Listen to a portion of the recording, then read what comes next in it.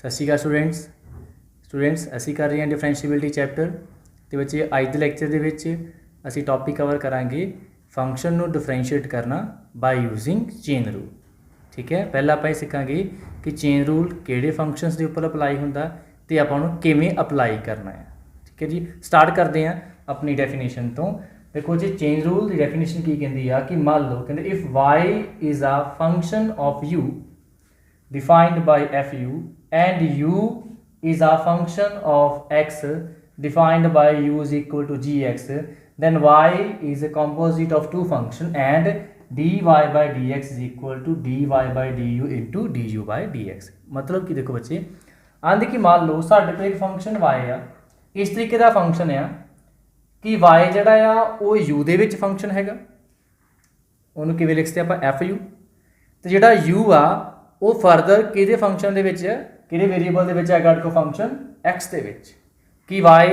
u दे which function है तो u जिहड़ा है फरदर किहदे विच हैगा साडे कोल x विच फंक्शन है। दैन जे साडे कोल इदां दा कोई फंक्शन y आ जांदा, इहदा मतलब ये फंक्शन जिहड़ा y आ वो की आ दो फंक्शन की कंपोजिशन तो मिल के बने। ठीक है, then y is composition of two function, किहड़े बच्चे दो फंक्शन की कंपोजिशन है, एक साडे कोल एफ यू तो एक साडे कोल की आ जी एक्स। क्योंकि देखो y मेरे को किहदे इक्वल आ u दे, या आप कह सकते हैं y की हैगा आ एफ यू दे इक्वल। देखो जिवें y साडे कोल हैगा एफ यू तो u बच्चे किहदे इक्वल हैगा साडे कोल जी एक्स, इसदा मतलब y किहदे इक्वल आ गया साडे कोल, फिर y जिहड़ा आ वो मेरे कोल हैगा इत्थे y is equal to f तो u बच्चे मैं इत्थे पुट कर दांगा कि आ गया मेरे को जी एक्स। इसदा मतलब जिहड़ा y आ वो देखो दो फंक्शन की कंपोजिशन जिहड़ी आ उत्तों मिल के बने। ठीक है, एक मेरे को फंक्शन y हैगा सी u दे विच, u अगे फर्दर की हैगा x दे विच, मैं दोवां नूं मैं इकट्ठिया कर लिया तो वो मेरे किहड़ा फंक्शन बच्चे बनेगा y। जदों y दो फंक्शन की कंपोजिशन तो मिल के बनया होई दैन आपां उहनूं by using chain rule differentiate कर सकते। किवें हुण देखो सपोज मैं फाइंड करना है dy by dx तो किवें बच्चे फाइंड करांगा, y फंक्शन मेरा u दे विच आ, दैन y नूं मैं डिफरेंशिएट करांगा विद रिस्पैक्ट टू u, तो u फंक्शन मेरा x विच होएगा, उन्होंने मैं डिफरेंशिएट करांगा विद रिस्पैक्ट टू x, तो दोनों को करांगा मल्टीप्लाई तो वो मेरे को की आ जाएगा dy by dx आ जाएगा। ठीक है, आप एक एग्जाम्पल के नाल समझते हैं तुहानूं होर ज़्यादा क्लैरिटी होएगी। मान लो जी साडे कोल इत्थे एग्जाम्पल है कि y हैगा साडे कोल 2x+1 दे होल क्यूब दे कोल। हुण मान लो तुसीं इस स्टेटमेंट नूं डिफरेंशिएट करना होए दैन की करोगे डायरैक्ट पावर अगे पावर च एक माइनस समथिंग कर करांगे, बट आप बाय यूजिंग चेन रूल किवें करते हैं, मैं की करदा हां y आ 2x+1 है इनू मैं u लेट कर लेना, लेट कर लिया u की देखो लिया 2x+1। ठीक है, तो y मेरा बच्चे किहदे कोल आ गया, फिर आ टर्म u मान ली y मेरे को आ गया u दे क्यूब इक्वल। देख लो y फंक्शन किहदे विच हैगा साडे कोल u दे विच, y साडे कोल आ गया u दे, तो u फंक्शन किहदे विच हैगा साडे कोल x दे विच, दैन y की हैगा आ इन्हां दोनों फंक्शन दी की विच हैगा कंपोजिशन है। दैन इस केस दे विच जे मैं फाइंड करना है dy by dx, मैनूं की चाहिदा बच्चे, एक चाहिदा dy by du, एक चाहिदा du by dx। मैं की करांगा आ जिहड़ा y आ इनू with respect to u differentiate करांगा। ठीक, इनू डिफरेंशिएट कर with respect to u dy by du, ये मेरे को किहदे कोल आ जाएगा 3u² दे कोल। ठीक है जी, इदां ही u मेरे को हैगा 2x+1 du by dx, ये 2x+1 ਇਹਦੀ डिफरेंशिएशन क्या आ जाएगी बच्चे 2 आ जाएगी, इन्हां दोनों वैल्यू इत्थे कर देंगे सबस्टिट्यूट, मेरा dy by dx किहदे इक्वल आ गया 3u² इंटू 2 दैट इज ये मेरे को आ गया जी 6u²। हुण dy by dx मेरा आ गया 6u², तो लास्ट बच्चे की करना फिर आप du की वैल्यू आ उन्होंने सबस्टिट्यूट कर देना, u साडे कोल की हैगा सी 2x+1, इत्थे कर दो सबस्टिट्यूट, मेरा आंसर की आ गया dy by dx is equal to 6 into 2x+1 का स्क्वेयर आ गया। ठीक है जी, ये सी बच्चे साडा चेन रूल दी डेफिनेशन कि कदों आप अप्लाई करते चेन रूल, जदों फंक्शन दो फंक्शन की कंपोजिशन दे विच होए। दैन एक फंक्शन आप लैट कर लेना बच्चे u, मतलब y साडा फंक्शन u विच आ गया, तो u जिहड़ा फंक्शन आ वो काहदे विच आएगा x दे विच। दैन फाइंड करना dy by dx, जिहड़ा बच्चे आप y नूं साडे को u लैट कीता सी y फंक्शन u च आ गया दैन dy बाय dx की होएगा जिहड़ा y साडे कोल फंक्शन आया इनू विद रिस्पेक्ट टू u करांगे डिफरेंशिएट जिहड़ा विच आपां u लेट कीता सी उहनू विद रिस्पेक्ट टू करांगे आपां x बाद च दोवां की कर दांगे मल्टीप्लाई वो मेरे को आ जाएगा dy बाय dx। ठीक है नोट कर लो। एक होर एग्जांपल आपां करते हैं उहदे समझते हैं। देखिए जी बच्चे example use chain rule find dy by dx y is equal to 3x minus 1 more 2x plus 1 दा होल स्क्वेयर। देखिए किवें सॉल्व करना जी। सब तो पहला बच्चे जी आपको चीज़ पूरी स्टेटमेंट हैगी है टर्म जी इनू आप यू लेट कर लाँगे let u is equal to 3x minus 1 upon 2x plus 1 u साडा फंक्शन काहदे विच आ गया जी x दे विच दैन आ यू लेट कर लिया तो y बच्चे साडे कोल किहदे कोल आ गया u स्क्वेयर दे दैन फाइंड करना आपां dy बाय dx वो बच्चे किहदे कोल आपां using chain rule dy by du क्योंकि y फंक्शन u दे विच आ ते y दी डिफरेंशियल करांगे with respect to u into u function काहदे विच x दे विच u नू करांगे differentiate with respect to x equation 1 by 1 solve कर लीजिए इनू पहला y नू कर लेने जी dy बाय du ये किहदे कोल आ गया जी 2u दे ठीक है दैन u दी वैल्यू सबस्टिट्यूट आप लास्ट ते कर लांगे इनू इक्वेशन मान लीजिए 2। नैक्सट करिए जी आपां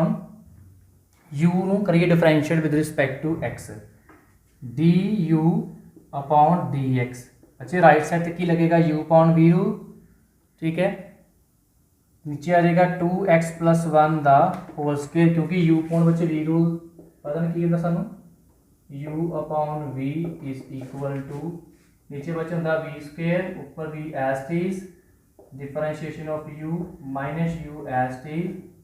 डिफरेंशिएशन ऑफ v ठीक है इतने अप्लाई करांगे v square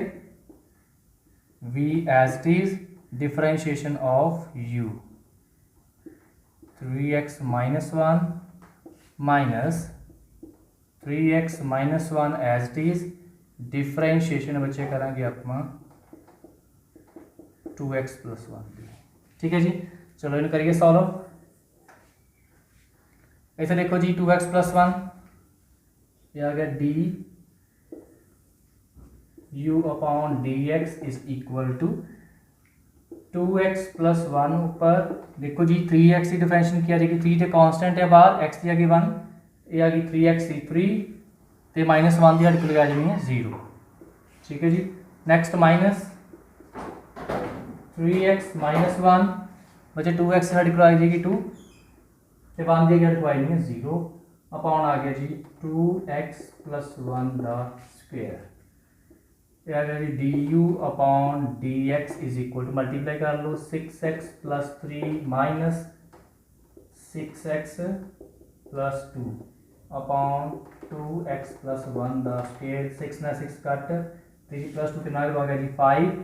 du upon dx is equal to 5 upon 2x plus 1 दा स्क्वायर ये साडा आ गया जी du अपॉन dx। हुण नेक्स्ट की करना बच्चे आपां